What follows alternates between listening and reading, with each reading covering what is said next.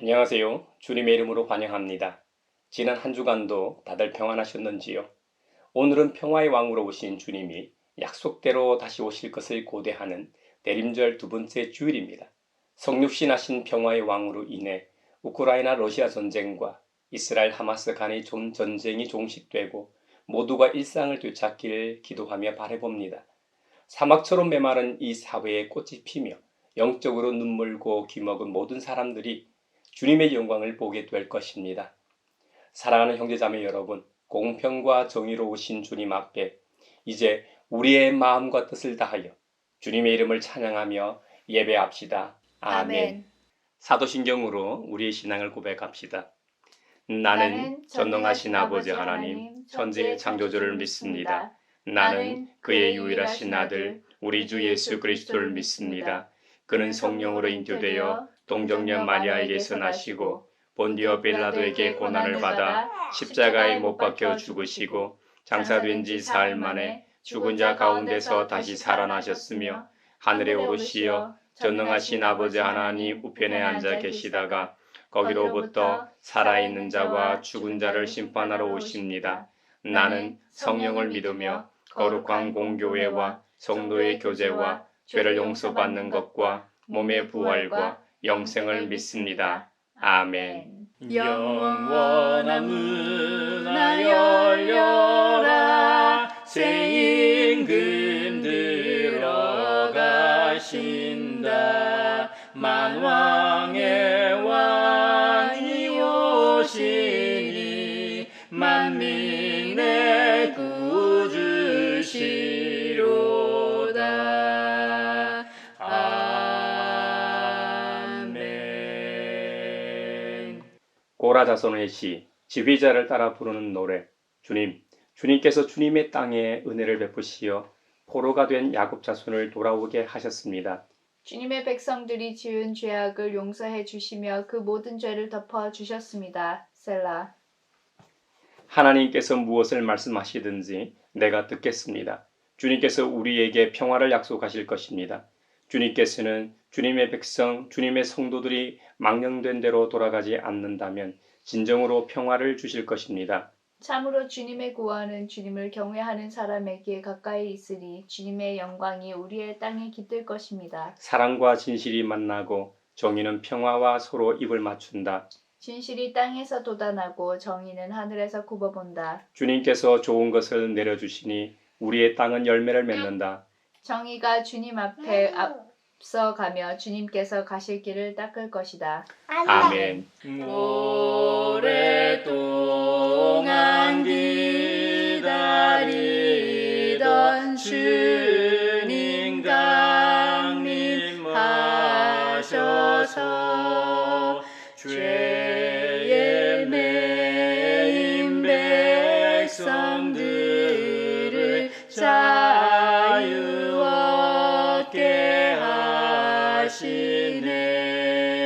주는 우리 소망이요 힘과 위로 되시니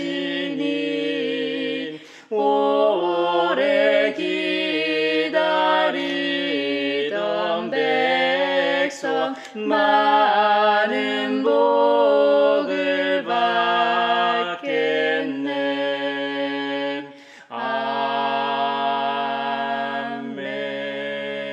아멘. 주님은 선하시며 용서하는 분이십니다. 주님을 부르는 자 누구에게든지 사랑을 한없이 베푸는 분이십니다. 평화와 결합한 정의는 우리에게 생태학적 죄를 회개하고 태도와 행동을 바꾸라고 촉구합니다. 의로움은 우리가 인간 이웃과 갈등하지 말고 평화롭게 살며 모든 창조 세계와 올바른 관계를 구축할 것을 또한 요구합니다. 우리는 모든 창조 세계를 대신하여 정의와 평화의 강에 합류하도록 초대받았고 지류가 모여 거대한 강을 형성하듯이 정의를 위한 이 더 큰 운동에 초대받았음에도 불구하고 문화대명령의 사도로서 살지 못한 허물을 주님께 구합시다. 자비롭고 은혜롭고 노하기를 더디하시는 주님 앞에 우리 죄를 고백하오니 주님께서 저에게 은총을 베푸시는 것이 사실이면 우리의 악과 우리의 죄를 용서해 주시고 모든 불의에서 우리를 깨끗하게 해주시고 우리를 주님의 자녀로 삼아 주시옵소서. 내 맘속을 비추시는 주님, 어둠에서 나를 지켜주소서. 내 맘속을 비추시는 주님, 당신 사랑 안에 쉬리라. 내 맘속을 비추시는 주님, 어둠에서 나를 지켜주소서.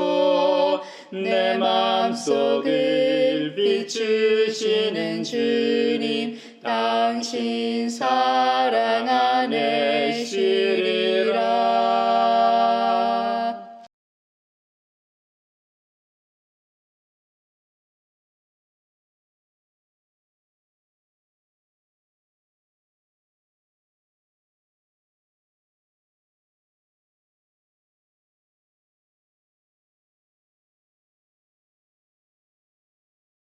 화해와 치유의 하나님, 죽음을 이기신 주님께서 우리가 받아야 할 고통을 대신 받고 우리가 겪어야 할 슬픔을 대신 겪으시고 우리 모두의 죄악을 지우시고 우리가 평화를 누리게 하셨습니다. 이제 주님께서 우리의 죄를 용서하셨음을 주님의 이름으로 선언합니다. 아멘. 찬미하여라 오 나의 영혼아,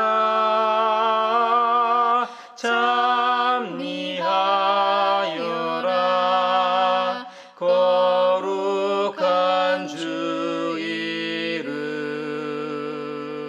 오늘 우리에게 주신 구약의 말씀은 이사야서 40장 1절에서 11절입니다. 하나님의 말씀을 경청하십시오. 너희는 위로하여라. 나의 백성을 위로하여라. 너희의 하나님께서 말씀하신다. 예루살렘 주민을 격려하고 그들에게 일러주어라. 이제 복역 기간이 끝나고 죄에 대한 형벌도 다 받고 지은 죄에 비하여 갑절의 벌을 주님에게서 받았다고 외쳐라. 한 소리가 외친다. 광야에 주님께서 오실 길을 닦아라. 사막에 우리의 하나님께서 오실 큰 길을 곧게 내어라. 모든 계곡은 메우고 산과 언덕은 깎아내리고 거친 길은 평탄하게 하고 험한 곳은 평지로 만들어라. 주님의 영광이 나타날 것이니 모든 사람이 그것을 함께 볼 것이다. 이것은 주님께서 친히 약속하신 것이다. 한 소리가 외친다. 너는 외쳐라. 그래서 내가 무엇이라고 외쳐야 합니까? 하고 물었다. 모든 육체는 풀이요. 그의 모든 아름다움은 들의 꽃과 같을 뿐이다. 주님께서 그 위에 입김을 부으시면 풀은 마르고 꽃은 시든다. 그렇다. 이 백성은 풀에 지나지 않는다. 풀은 마르고 꽃은 시드나 우리 하나님의 말씀은 영원히 서 있다. 좋은 소식을 전하는 시온아, 어서 높은 산으로 올라가거라. 아름다운 소식을 전하는 예루살렘아, 너의 목소리를 힘껏 높여라. 두려워하지 말고 소리를 높여라. 유다의 성읍들에게 여기에 너희의 하나님이 계신다 하고 말하여라. 만군의 주 하나님께서 오신다. 그가 권세를 잡고 친히 다스리실 것이다. 보아라, 그가 백성에게 주실 상급을 가지고 오신다. 백성에게 주실 보상을 가지고 오신다. 그는 목자와 같이 그의 양떼를 먹이시며 어린 양들을 팔로 모으시고 품에 안으시며 젖을 먹이는 어미 양들을 조심스럽게 이끄신다. 우리 주님 오시며 사랑 은혜 넘치네오. 영광스런 면류관 내게 씌워주시네. 오늘 우리에게 주신 서신의 말씀은 베드로후서 3장 8절에서 15절 상반절입니다. 하나님의 말씀을 경청하십시오. 사랑하는 여러분, 이 한 가지만은 잊지 마십시오. 주님께는 하루가 1000년 같고 1000년이 하루 같습니다. 어떤 이들이 생각하는 것과 같이 주님께서는 약속을 더디 지키시는 것이 아닙니다. 도리어 여러분을 위하여 오래 참으시는 것입니다. 하나님께서는 아무도 멸망하지 않고 모두 회개하는 데에 이르기를 바라십니다. 그러나 주님의 날은 도둑같이 올 것입니다. 그날에 하늘은 요란한 소리를 내면서 사라지고 원소들은 불에 녹아버리고 땅과 그 안에 있는 모든 일은 드러날 것입니다. 이렇게 모든 것이 녹아버릴 터인데 여러분은 어떠한 사람이 되어야 하겠습니까? 여러분은 거룩한 행실과 경건한 삶 속에서 하나님의 날이 오기를 기다리고 그 날을 앞당기도록 하여야 하지 않겠습니까? 그 날에 하늘은 불타서 없어지고 원소들은 타서 녹아버릴 것입니다. 그러나 우리는 주님의 약속을 따라 정의가 깃들여 있는 새 하늘과 새 땅을 기다리고 있습니다. 사랑하는 여러분, 여러분이 이것을 기다리고 있으니 티도 없고 흠도 없는 사람으로 아무 탈이 없이 하나님 앞에 나타날 수 있도록 힘쓰십시오. 그리고 우리 주님의 오래 참으심이 구원을 위한 것이라고 생각하십시오. 우리 주님 오시며 사랑 은혜 넘치네오 영광스러운 면류관 내게 씌워주시네. 오늘 우리에게 주시는 복음의 말씀은 마가복음서 1장 1절로 8절입니다. 주님의 말씀을 경청하십시오. 하나님의 아들 예수 그리스도의 복음의 시작은 이러하다. 예언자 이사야의 글에 기록하기를 보아라 내가 내 심부름꾼을 너보다 앞서 보낸다. 그가 내 길을 닦을 것이다. 광야에서 외치는 이의 소리가 있다. 너희는 주님의 길을 예비하고 그의 길을 곧게 하여라 한 것과 같이 세례자 요한이 광야에 나타나서 죄를 용서받게 하는 회개의 세례를 선포하였다. 그래서 온 유대 지방 사람들과 온 예루살렘 주민들이 그에게로 나아가서 자기들의 죄를 고백하며 요단강에서 그에게 세례를 받았다. 요한은 낙타 털옷을 입고 허리에 가죽띠를 띠고 메뚜기와 들꿀을 먹고 살았다. 그는 이렇게 선포하였다. 나보다 더 능력이 있는 이가 내 뒤에 오십니다. 나는 몸을 굽혀서 그의 신발끈을 풀 자격조차 없습니다. 나는 여러분에게 물로 세례를 주었지만 그는 여러분에게 성령으로 세례를 주실 것입니다. 이것은 주님의 말씀입니다. 하나님 감사합니다. 우리 주님 오시며 사랑 은혜 넘치네오 영광스러운 면류관 내게 씌워주시네. 사회를 위하여 기도합니다. 5년 전 태안화력발전소에서 김용균 청년이 하청 노동자로 일하다 숨지며 노동자 안전에 관한 책임을 원청에 묻는 운동과 법들이 만들어졌습니다. 그러나 최근 대법원 판결에서는 김용균 씨의 원청과 경영 책임자에 대해서는 무죄가 나왔습니다. 위험한 일만 쏙 빼서 하청해주고 안정장치는 관리하지 않는 원청에게 빠져나갈 여지를 준 판결이 나왔습니다. 노동자에게 불공정하고 위험한 원청과 하청 구조가 해소되어 모든 노동자가 안전하게 일하는 환경이 되게 하시고 책임을 지지 않는 원청과 하청에는 책임을 물어 대가를 치르게 하시고 법이 좀 더 상식적이고 민중의 삶과 가까운 판결이 되도록 하소서. 예수님 오셔서 임마누엘 우리 주 이곳에 오셔서 기도 들어주소서. 능하신 주께서 크신 일을 행하사 간구하는 우리의 기도를 들어주소서. 교회를 위하여 기도합니다. 주요 종교별 호감도에 대한 인식 조사에서 개신교는 소폭 상승했지만 3대 종교인 불교, 천주교에 비하면 조사 기간인 4년 연속 제일 낮은 것으로 나타났습니다. 이런 가운데 한국교회 총연합 제7회 총회에서 기도 성령 운동으로 회개하고 하나 되어 사회로부터 신뢰받는 교회가 되는 데 집중하겠다는 뜻을 모았습니다. 초대교회의 오순절 성령 강림 사건은 하나님의 은혜를 고대하는 기도 모임에서 시작하여 성령 충만함으로 교회에서 세상으로 확산된 운동이었습니다. 그런 면에서 이번 한국교회 총연합의 기도 성령 운동은 기대를 불러 모아 감사합니다. 한국교회가 교단교파를 초월해 각 교회마다 성령으로 회개하고 그리스도 안에서 하나 되어 세상의 희망이 되게 하소서. 예수님 오셔서 임마누엘 우리 주 이곳에 오셔서 기도 들어주소서. 능하신 주께서 크신 일을 행하사 간구하는 우리의 기도를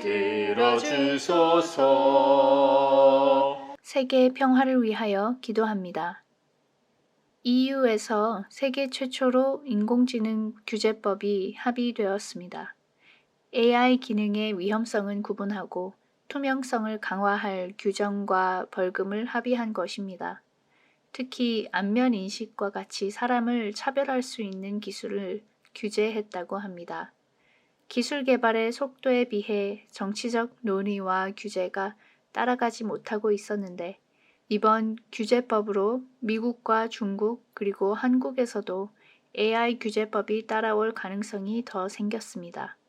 기술이 몇몇 기업의 이득이나 국가의 권력을 위한 것이 아니라 인간과 지구의 평화로운 공존을 위해 쓰이도록 사회적 논의가 깊어지고 바른 합의가 이루어지게 하소서.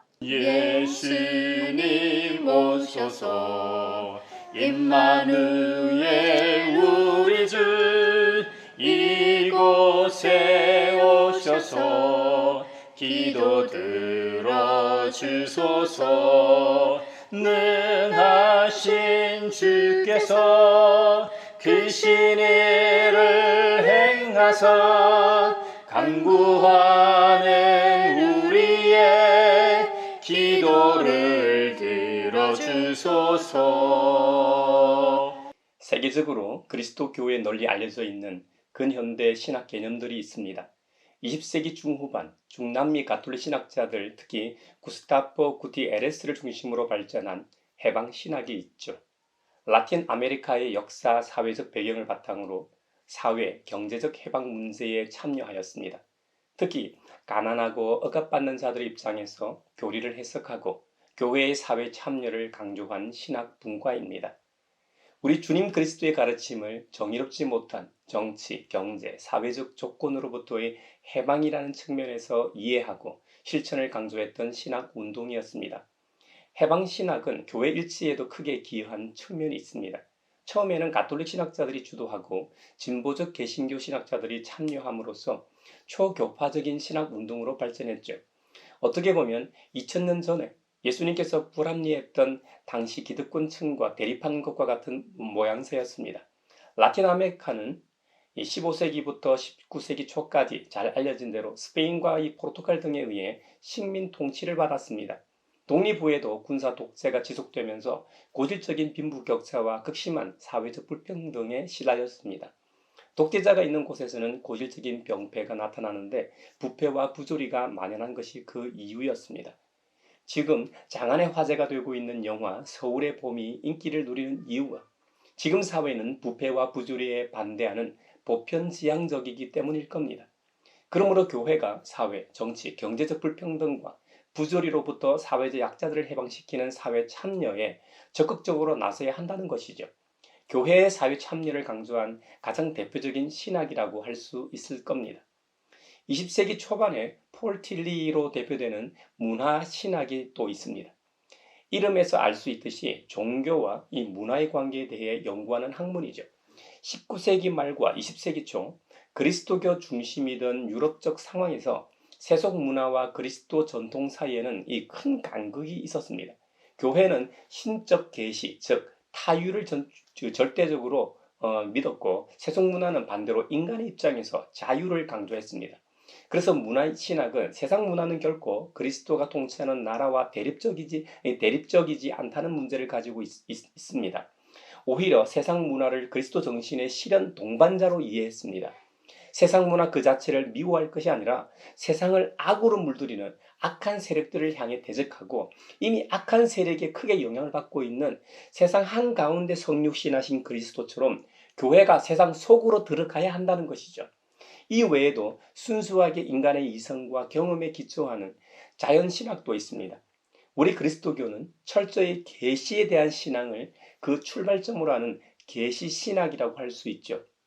반면 자연신학은 신에 관한 인식을 예수 그리스도 우리 주님에 직접 의존하지 않고 인간 이성의 이 능력만으로 탐구하려는 신학 분과입니다.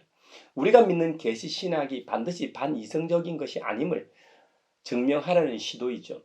은총은 자연을 파괴하지 않고 이를 성취시킨다고 말했던 토마스 아퀴나스의 말이 자연신학의 이 전형적인 사고 방식입니다. 토마스 아퀴나스는 암흑기인 중세시대의 대표적인 신학자였습니다. 그가 천국에 대해 얼마나 확신을 가지고 있었냐면 침대에 누운 채 하늘을 바라보며 죽음 직전 마지막으로 외쳤습니다. 내 보신 죽음이여 어서 오게나 기다리고 있었네. 이것이 모든 그리스도인들의 믿음이고 고백이어야 합니다. 제1차 세계대전 이후에 나타난 정치 신학도 있습니다. 저항 신학자였던 독일의 본헤퍼가 가장 대표적인 신학자였습니다. 이전의 신학들이 사회의 구원을 무시하고 이 개인적인 구원과 문제에만 국한되었다고 주장하면서 사람과 사회의 관계, 사회적인 역할을 볼 때 정치에 관심을 두지 않는 신학은 옳은 신학이 아니라고 보았던 것이죠. 교회가 정치적 활동에 참여함으로써 보다 풍성한 세계를 이끌어가게 되고 인류의 구원에 크게 기여하는 것으로 보았습니다. 정치 신학에서 발전한 것이 앞서 설명했던 해방 신학이죠.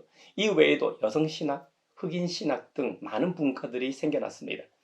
온갖 신학들이 다 있네 하고 말씀하실 수도 있지만 소외되고 힘없는 계층을 향한 사회의 구원 측면에서 옛날에 비해 복잡 다양하고 좀 더 보편지향적인 사회로 발전한 지금 필연적인 것인지도 모릅니다. 우리나라에서도 세계적으로 잘 알려진 민중신학이 있습니다. 1960, 70년대 안병무를 중심으로 복음의 민중적 성격을 강조한 신학 개념이죠. 당시 한국 사회는 박정희 정권의 개발 독재로 지속적으로 소외된 기층 민중들의 삶과 고난 현실에서 출발합니다. 1970년 전태일 분신 사건의 충격과 연이어 시작된 유신체제는 구체적으로 민중신학이 발화하는 계기가 되었습니다. 정통신학은 이미 박제되고 죽어버린 말씀만이 있을 뿐이라고 비판하면서 그 말씀이 다름 아닌 지배자의 눈으로 본 신학임을 지적하죠. 한국 사회의 고난의 현실을 낳은 여러 문제들과 이에 대한 민중의 저항을 신학화한 것이죠. 민중의 고난의 역사와 함께하는 것이 살아 숨쉬는 성서의 메시지이며 구원에 이르는 길이라고 주장합니다. 예수님 자신이 민중이셨고 그러한 구원의 길을 실천한 메시아셨다고 강조하는 것이 민중신학입니다. 제가 오늘 설교 소론에서 실전신학 분야의 여러 신학들을 소개했습니다만 어찌 보면 이 모든 신학적 발화는 희망의 메시지에서 시작되었다고 할 수 있을 겁니다. 각자의 입장에서 필요한 메시지를 대변한 것이죠. 희망의 신학하면 떠오르는 인물이 위르겐 몰트만입니다. 현존하는 가장 위대한 신학자라고 해도 과언은 아닐 겁니다. 몰트만이 제시한 희망의 신학은 종말론에 대한 새로운 이해를 제시합니다. 희망이 모든 것을 추진하는 동력과 기초가 된다는 것이죠. 교회의 사명은 과거를 고수하는 것이 아니라 미래에 되어야 할 어떤 것을 실현하는 것입니다. 가난한 자, 멸시받는 자, 눌린 자, 심지어 세례받지 않은 자들 사이에서도 실현되어야 한다고 주장했죠. 그래서 몰트만을 자유주의 신학자, 범신론자 비판하기도 합니다. 희망의 신학은 제2차 세계대전을 경험하면서 몰트만이 현실의 암울함에 반발하여 미래의 의미와 가치를 둔 것이죠. 물론 희망의 신학을 비판하는 점도 있습니다. 미래를 너무 강조하다 보니 과거와 현재를 부정한다는 것이죠. 세계를 변화시키기 위해 정치적 힘을 발휘하여 사회 구조를 변혁시키려는 입장에서 종말론을 인간의 정치적 영역으로 축소시켰다는 것이죠. 미래를 강조하다 보니 하나님 나라가 미래에만 존재하고 이미 도래한 하나님 나라를 강구한다는 비판도 있죠. 그리고 개인 영혼 구원보다 사회 개혁에 우위를 둔다는 비판도 있습니다. 여러분, 중심을 잡고 균형 잡는다는 것은 참으로 어려운 일입니다. 한쪽을 강조하다 보면 다른 한쪽이 기울어지기 마련이죠. 지금까지 제가 소개했던 여러 신학들을 보면 균형 잡혀 있다는 느낌보다는 한쪽으로 너무 치우쳐 있다는 느낌을 받으셨을 겁니다. 그렇다고 이런 운동이나 움직임이 의미가 없는 것은 더더욱 아닙니다. 이런 목소리가 있어야 더 건강해지기 때문입니다. 신학적 움직임도 고여 있으면 안 됩니다. 시대에 따라 상황에 따라 계속해서 신학적 활동이 있어야 건강해집니다. 이사야 예언자가 살던 시대에도 희망의 메시지가 필요했습니다. 이사야 예언자는 주전 8세기의 인물입니다. 그리고 이사야 66장은 8세기 이사야 예언자가 다 기록한 책도 아닙니다. 시대별로 분명히 차이가 있습니다. 1장부터 39장은 주전 8세기에 우리가 잘 아는 이사야 선지자가 기록한 제1 이사야서가 맞습니다. 40장부터 55장은 주전 6세기에 알려지지 않은 어떤 선지자에 의해 기록된 제2 이사야서입니다. 마지막 56장부터 66장은 주전 5세기 바벨론 포로기 70년이 끝나고 약속의 말씀대로 고향으로 돌아온 상황, 즉 예루살렘을 재건하려 했던 귀양민들과 함께 살았던 이름이 잘 알려지지 않은 또 다른 선지자에 의해 기록된 제3 이사야서입니다. 오늘 본문인 이사야 40장은 제2 이사야서의 시작 부분입니다. 이때는 이사야 예언자의 예언대로 바벨로니아 이 포로 70년의 포로기 상황입니다. 내가 살고 있는 고향 땅에서 식민 지배를 받는 것이 그나마 나은 상황입니다. 바벨로니아 포로기 70년을 살았던 디아스포라 유대인들은 완전히 자유가 없는 상황에서 살았습니다.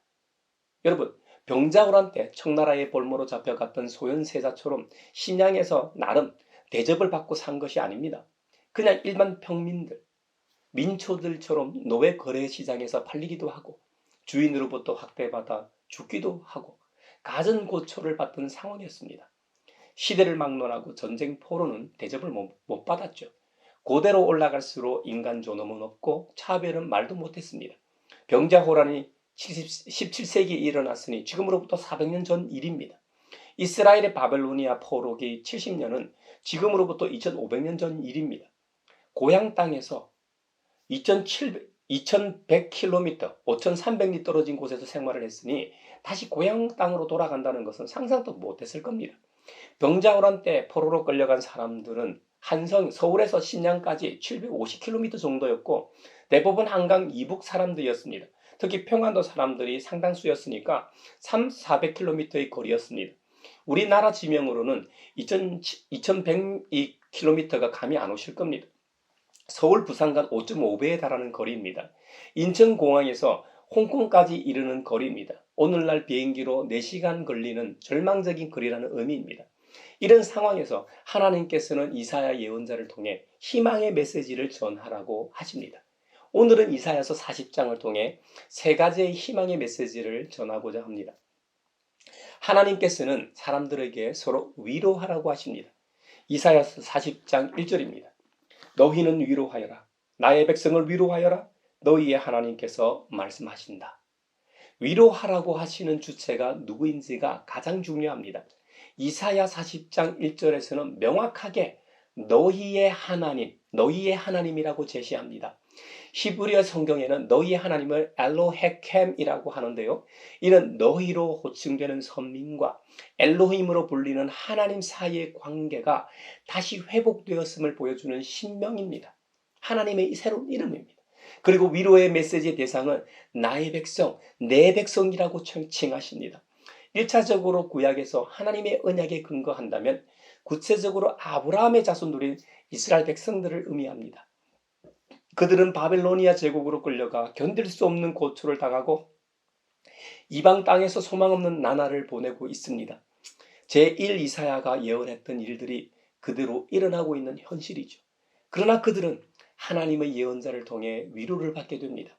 하나님께서는 언약 백성이 범죄하였을 때 징계를 받지만 징계로 인생이 끝나는 것이 아니라 징계의 끝날을 정하시고 다시 회복하신다는 소망의 메시지와 함께 실제로 회복시켜 영원한 모습으로 변화시켜 주십니다.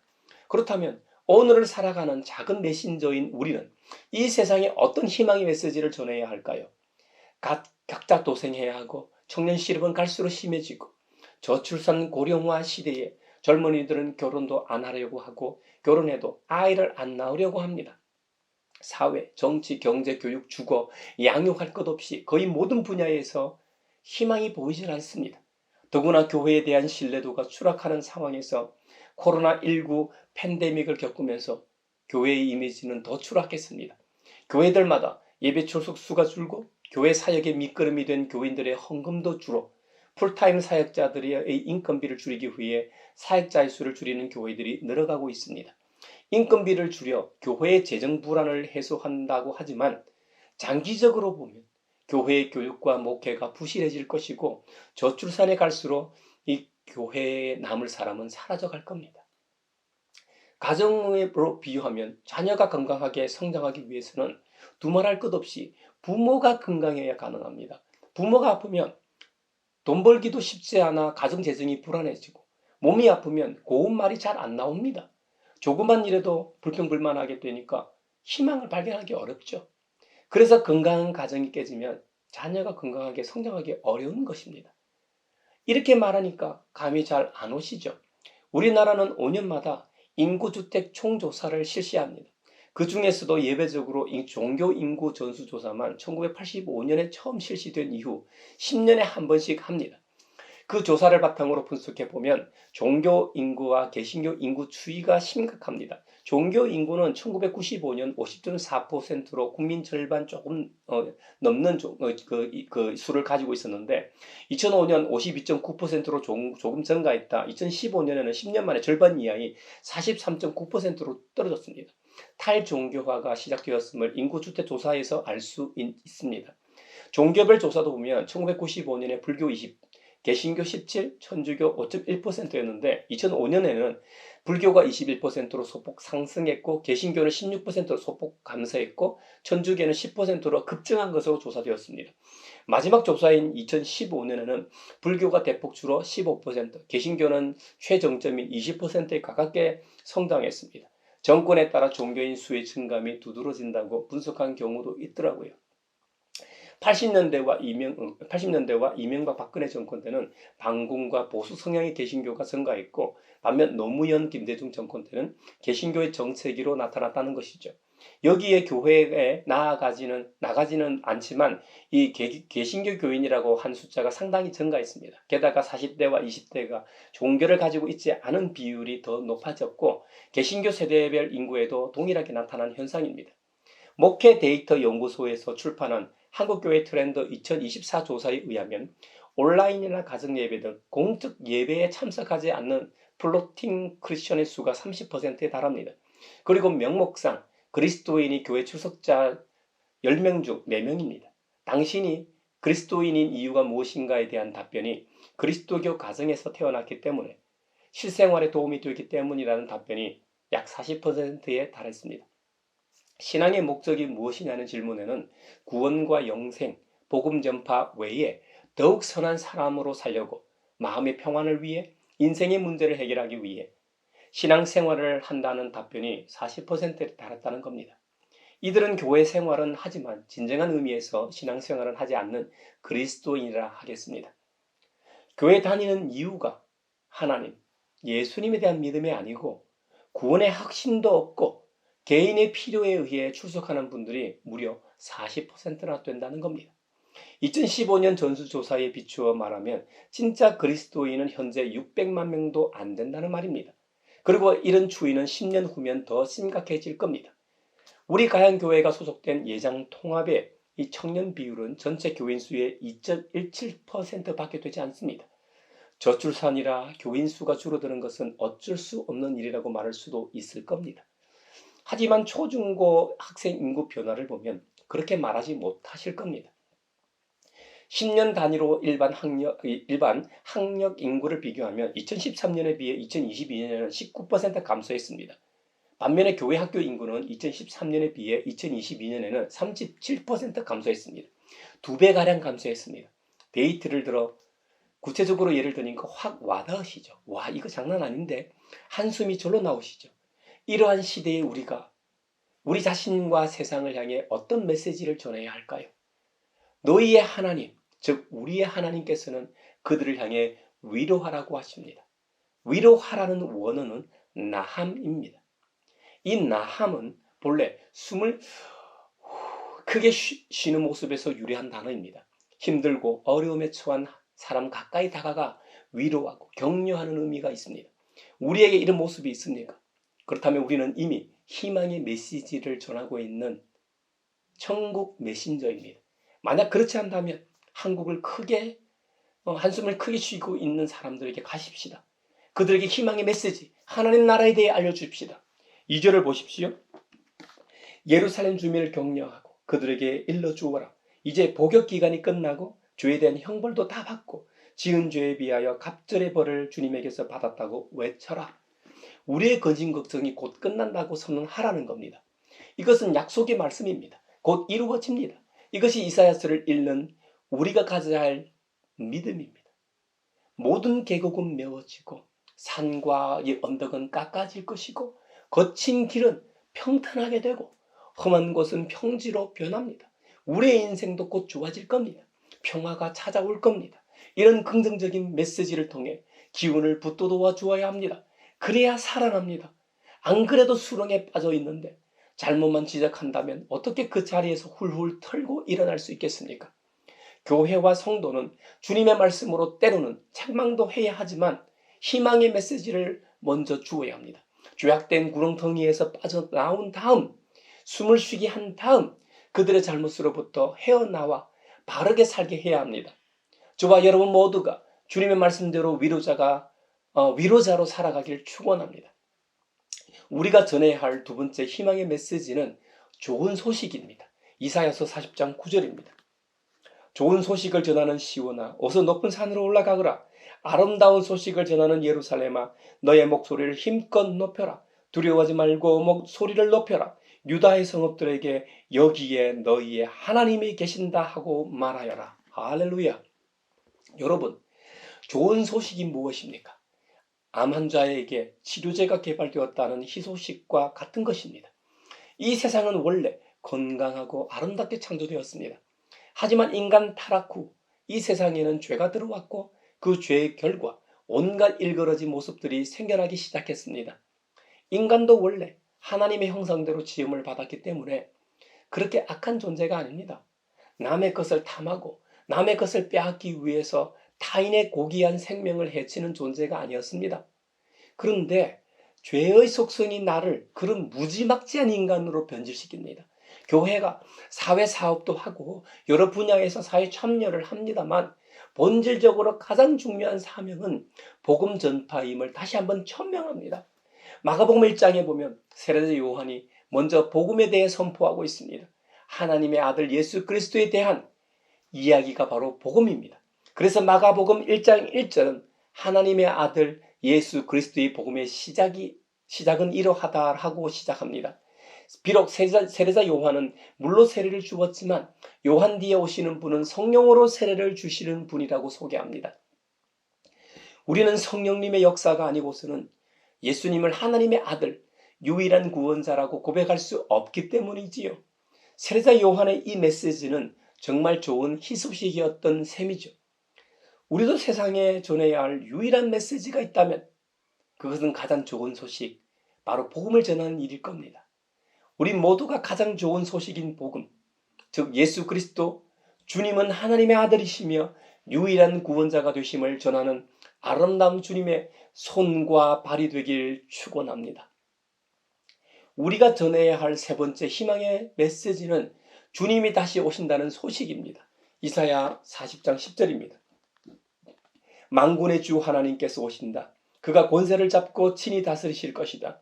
보아라, 그가 백성에게 주실 상급을 가지고 오신다. 백성에게 주실 보상을 가지고 오신다.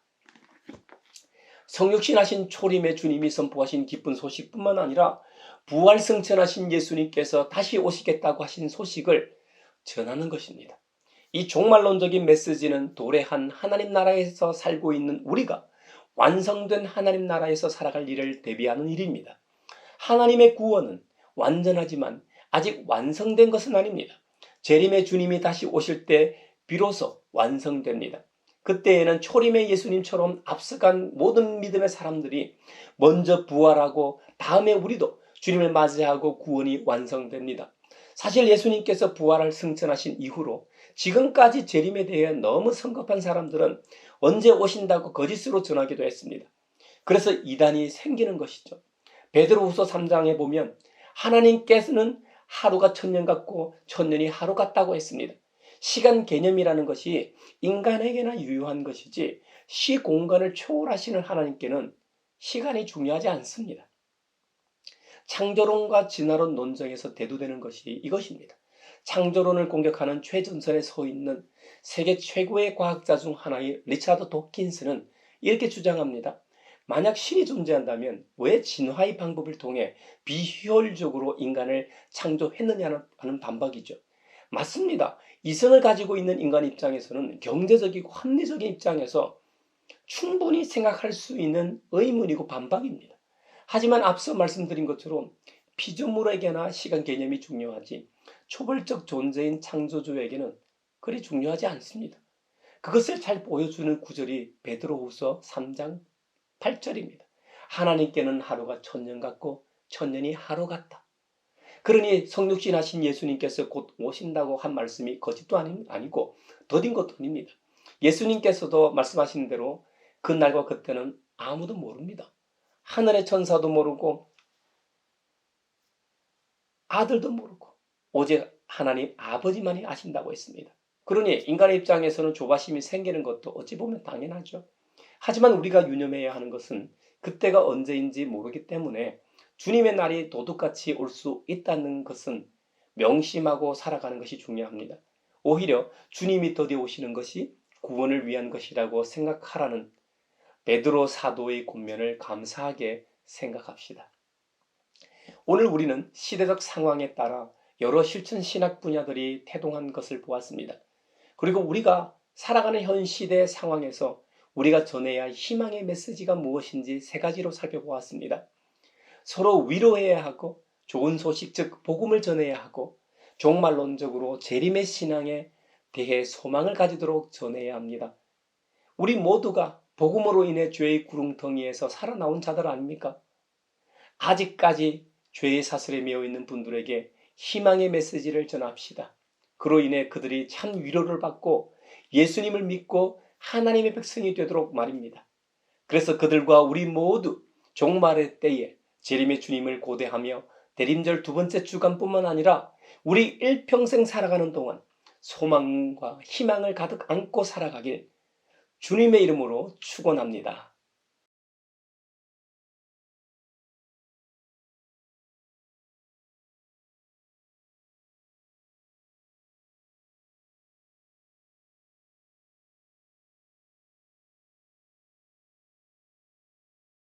내게 있는 모든 것을 주를 위해 드리네. 주의 성령 충만하게 내게 내려주소서. 주께 드리네. 주께 드리네. 사랑하는 구주 앞에 모두 드리네.